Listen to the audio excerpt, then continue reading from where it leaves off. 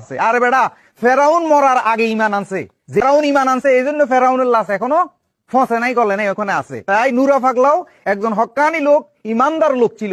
মুরা পাগল সারা বিশ্বের দ্বিতীয় মনসুর হাল্লাজ হিসেবে পরিচিত অর্জন করেছে। মরণ কালে ডোলবাসী বাজাইয়া বাড়ি ভাইও, ওরে মরণে কালে ডোলবাসী কলেমা কালামা ভাই, কোনো কিছুর দরকার নাই, কলেমা কালামা কোনো কিছু।